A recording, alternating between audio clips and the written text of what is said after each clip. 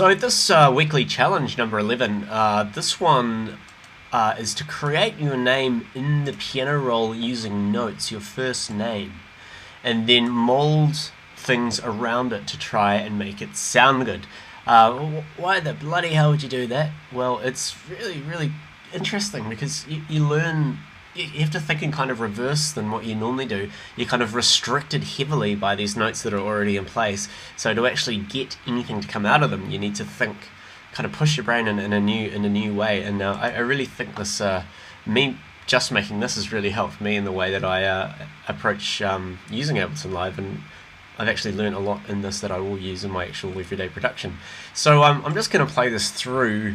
It's a few minutes long, so if you want to skip ahead about 3 minutes, if you want a bit of an explanation. But yeah, just have a listen to this, what I've done so far.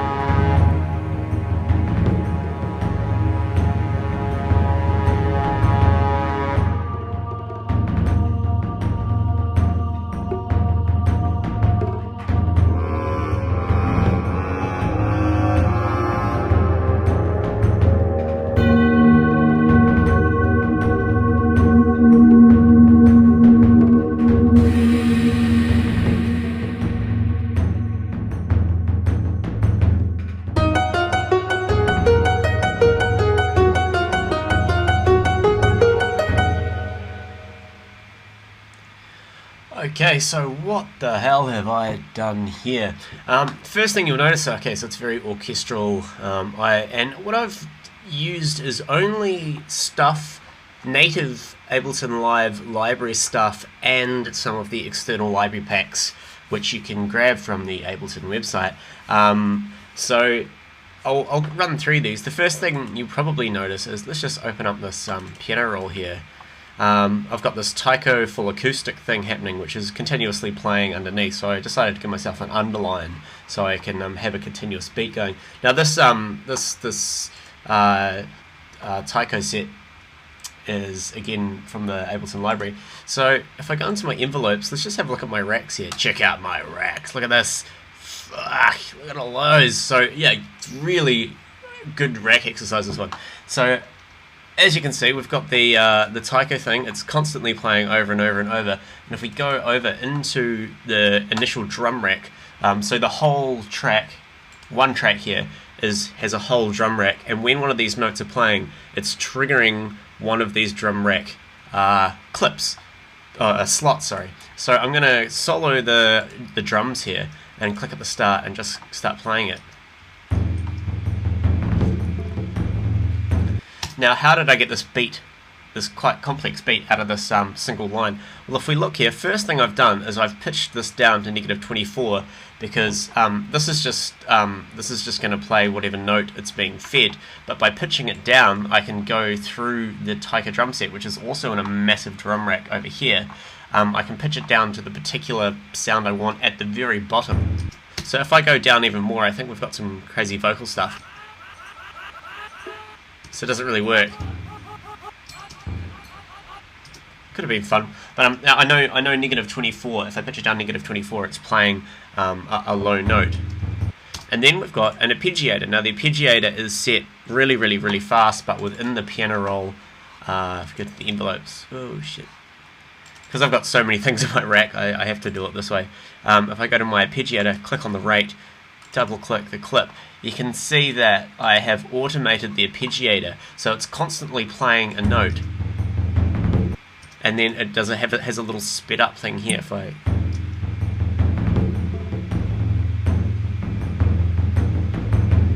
so the arpeggiator is just going to continuously take the whole steady note and play dum dum dum dum dum dum dum, and then where it goes down here, it's going to play a little fast beat, and then it's going to play a slower one here, and this one's a triplet, I believe. So that's all good. So the arpeggiator is doing that. I've got a random here. I didn't actually end up using that, but this is quite another cool thing. If we chuck a random after the arpeggiator, and let's just for fun give it heaps of chance and choices. Doesn't really sound good, but that'll each one of those notes will actually pick a random sample above the initial note, which is 24, and we've got heaps and heaps of cool samples in this pack. So that's all good. What have we got next? Next we've got a MIDI effect rack. Now what this does is each one of the chains in this MIDI effect rack has a pitch MIDI effect, which means that if this chain is selected, it'll pitch it up by a certain amount. So I've gone through and gone, okay, if I pitch it up 8 semitones, I know that's a click sound. Like that. This one's I've called it high. My naming isn't very good on this.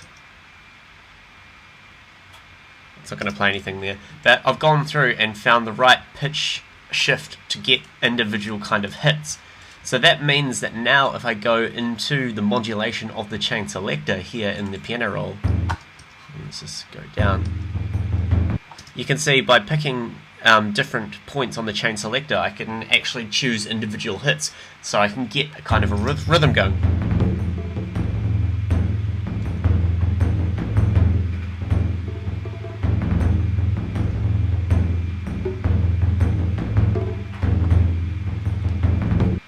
So that's quite fun. And then of course over here, after everything, I have a this is before we've even hit the sampler, I've got a velocity.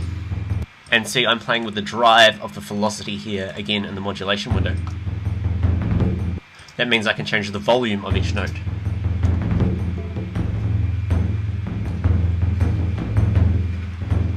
So altogether we've got, just from a single note, we can create this really complicated, quite different pattern, and I've just got this looping over 4 bars or so. You can go as crazy as you want. And one thing I haven't done here, but I mean it's a good thing to do if you create a rack of this sort, is you can group all this together and then assign things to macros, like different variables, and then save this into your kind of your presets, and then you've got this whenever you need it. So you know, and it's kind of really building your own tools to write music. Racks and MIDI effects are really awesome in that sense. So that's the drums. If we look up the top now, we've got these notes here. Get back into our piano roll. So we've got strings up the top. So let's do that. So where are my strings? Here they are. I'll just take that off solo. So here's my string section. So again, they're just being fed a note. Like before, I've pitched it down to the note, so it's in the right key. Excuse me, I think it's D, I believe, or something like that.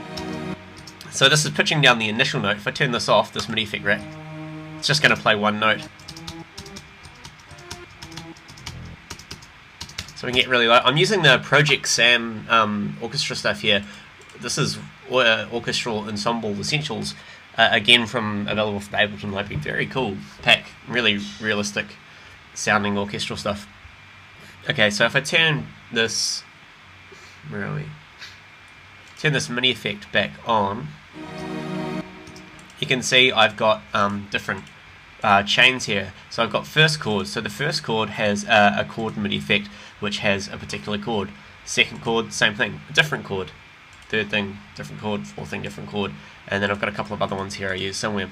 So that just means by modulating the chain selector, I can have different chords.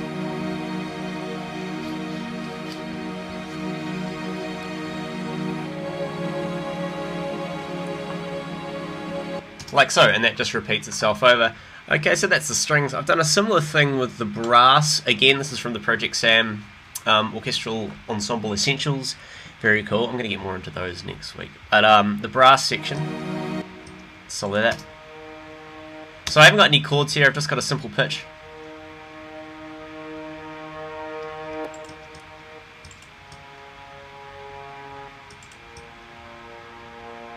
And I believe I've just modulated the pitch, hopefully.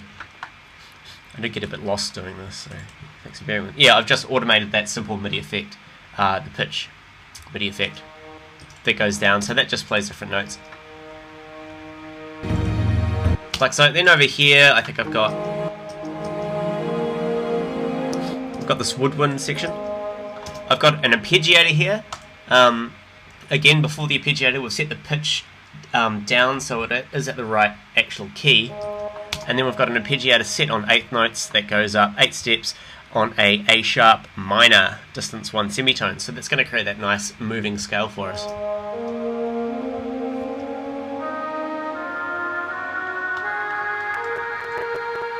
And a lot of reverb at the end here, so that's good fun.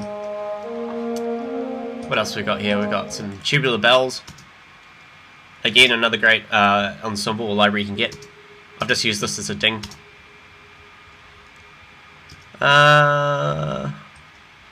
We've got a piano note here. Just simple, so that all sounds like.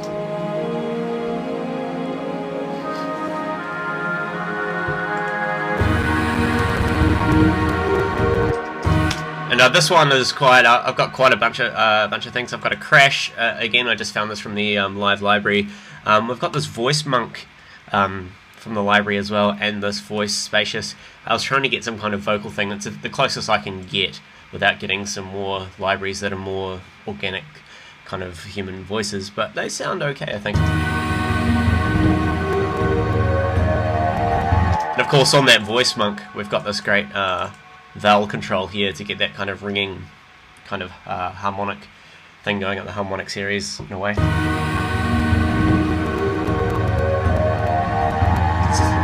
So that's to give you. Oh, there's one more. If we go across here,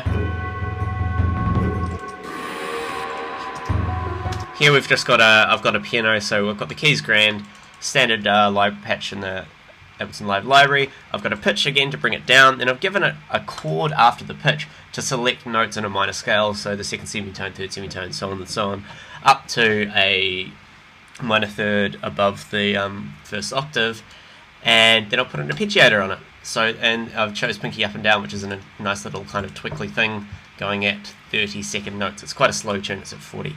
And then I've got velocity here, so I can randomize the notes so they're different velocities. So let's have a listen to that. If I bring the random up a lot, so the actual volume is randomized, which is a really cool feature.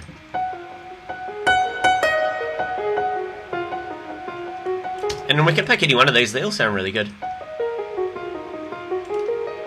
I even like the random once, that was quite cool. Let's have a listen. Or random other, sorry.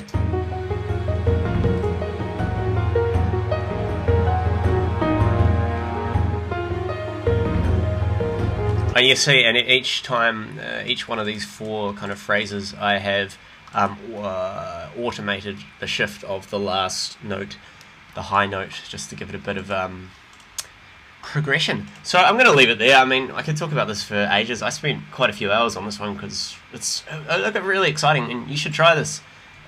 Please do. I mean, I don't gain anything from it, but I really think you learn a lot by doing this, and it's fun, and you develop your own system. And I want to see what you can do with this. It doesn't have to be a classical orchestral thing. I just did that because I'm gearing up for some new kind of cinematic tutorials. But you can do anything. You can make it noise. You can make it crap. Even if you don't want to do your whole first name, just do your first letter of your name. See if you can do that.